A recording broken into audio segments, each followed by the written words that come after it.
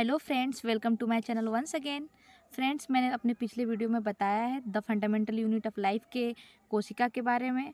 तो उसी कोशिका के बारे में मैं थोड़ा और आगे बताने जा रही हूँ आप सभी को। दोस्तों, कोशिका का संरचनात्मक संगठन जो होता है वो सिर्फ 3 चीज़ों से मिलकर बना होता है।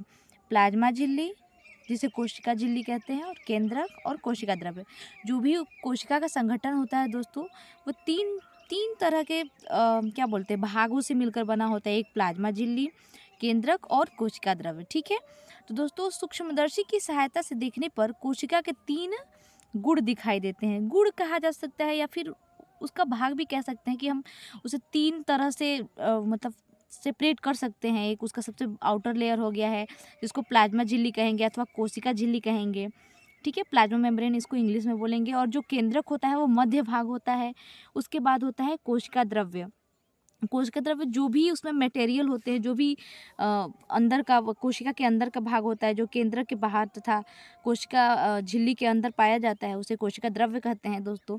तो जो सूक्ष्मदर्शी की सहायता से देखा जाता है तो कोशिका का संगठन यही 3 भागों से मिलकर बना होता है दोस्तों। तो आइए इन सभी के बारे में विस्तार से पढ़ते हैं। तो दोस्तों, सबसे पहले हम कोशिका झिल्ली के बारे में यानी प्लाज्मा मेम्ब्रेन के बारे में पढ़ेंगे।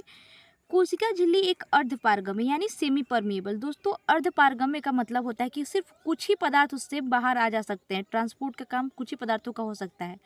अर्धपारगम्य यानी सेमी परमिएबल सजीव। सजीव यानी जो लिविंग होता है। ठीक है। सजीव झिल्ली है जो प्रत्येक सजीव कोशिका के जीव द्रव्य को घेर कर रखती है। जो भी जीव द्रव्य होता है, जैसे कि मैंने अभी पीछे बताया है कि कोशिका 3 भागों से मिलकर बन सकता है, या फिर कहा जा सकता है कि कोशिका के 3 गुण होते हैं। पहला होता है आउटर मेम्ब्रेन, जो कोशिका झिल्ली होता है। ठीक है। अंदर जो केंद्रक होता है।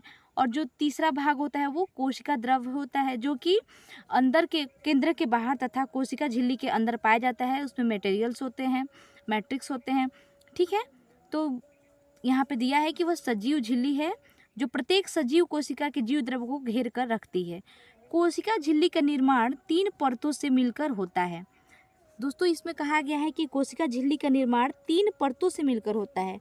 इसमें से भीतरी व बाहरी, जो भी भीतरी परत है उसे इंटरनल मेम्ब्रेन, और जो बाहरी परत है उसे एक्सटर्नल मेम्ब्रेन कहा जाता है। दोस्तों, जो भी कोशिका का परत होता है, एक इंटरनल होता है, एक एक्सटर्नल होता है कोशिका की झिल्ली का यानी प्लाज्मा मेम्ब्रेन का भाग।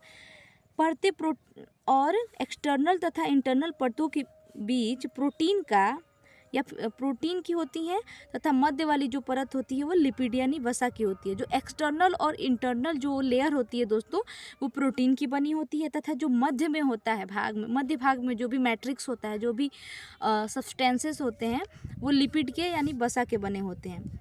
दोस्तों, मैं आप सभी को कोशिका झिल्ली का कार्य बता रही हूँ।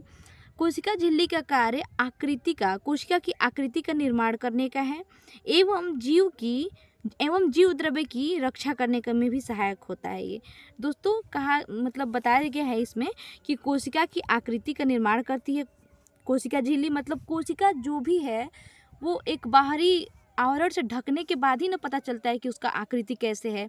ठीक है। तो जो जैसे हम पानी को किसी भी बर्तन में रखते हैं तो पानी उसी बर्तन के आकार का हो जाता है, उसी तरह कोशिका का जो बाहरी लेयर है उसे एक शेप देता है, एक आकृति देता है। ठीक है दोस्तों, जीव द्रव्य की संरचना में भी यह सहायक होती है। जो जीव द्रव्य होता है, जो अंदर की आंतरिक संरचना होती है, उसमें भी यह सहायक होती है। तो दोस्तों, मैं आप सभी को यहाँ पे डायग्राम दिखा रही हूँ। ठीक है। ये रहा हमारा इनर मेम्ब्रेन, ये हो गया हमारा आउटर मेम्ब्रेन। जो आप काफ़ी ध्यान से देख सकते हैं, अंदर एक कुछ भाग है, उसको मैंने यहाँ पे शो किया हुआ है। ये प्रोटीन की परतें हैं। ठीक है।